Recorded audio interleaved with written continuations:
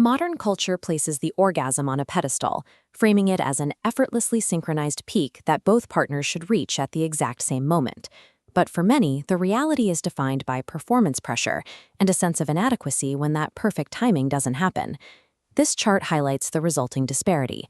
In heterosexual encounters, men reliably reach a climax far more frequently than women. This gap persists because of a deeply ingrained assumption that male and female bodies follow the same biological schedule. When these moments don't line up, it's often viewed as a failure of chemistry or skill. However, the data suggests these mismatches are actually a product of two different systems operating on two different schedules. To understand why synchronization is so difficult to achieve, we have to look past the social expectations and examine the physiological data. In the 1950s, Virginia Johnson and William Masters began treating sexual arousal as a concrete, measurable biological sequence. They used specialized equipment to track heart rates, muscle tension, and blood flow in real time. This graph illustrates the four-phase model, a biological sequence moving from excitement and a plateau through to orgasm and a final resolution. Placing these two sequences side by side reveals where the biological paths move together and where the timing begins to split. Both bodies start at the same point: vasocongestion, where blood rushes to the genitals, and myotonia, as tension builds in the muscles. But the anatomy handling that arousal quickly diverges. For men, the process centralizes primarily on the penis and the glands. In females, the clitoris is an extensive internal organ, with legs and bulbs wrapping the vaginal canal. Because most of this tissue is internal, women typically require direct external stimulation to progress. And this is where the gap begins.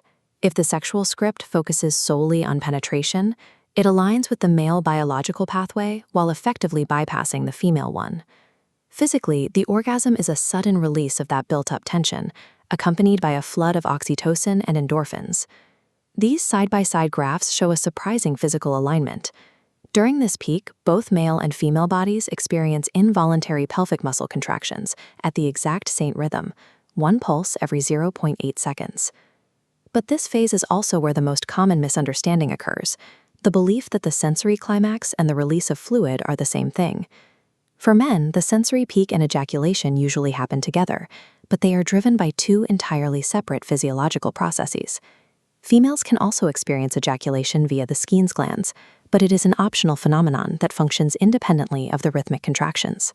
Phase 2 shows that ejaculation is a parallel biological event, not a mandatory requirement for an orgasm to occur. After the peak, the body enters resolution. Blood pressure drops, the skin flushes, and the muscles begin to relax. At this point, the timeline split completely due to a phenomenon known as the refractory period. Climax triggers a chemical surge of prolactin and somatostatin, shutting down the male nervous system. During this lockout, further arousal is impossible, the state lasting from minutes to hours. Women, however, experience a much shorter refractory period, or none at all, which allows for multiple orgasms in a single session. This chemical asymmetry means that while one body is biologically mandated to hard stop, the other remains fully capable of responding. It suggests that a perfectly simultaneous finish is often at odds with the actual timing of the bodies involved. This completed timeline highlights the discrepancy.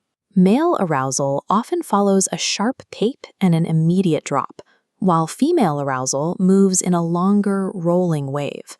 Forcing these two different curves to end at the exact same moment is what creates performance anxiety and maintains the orgasm gap.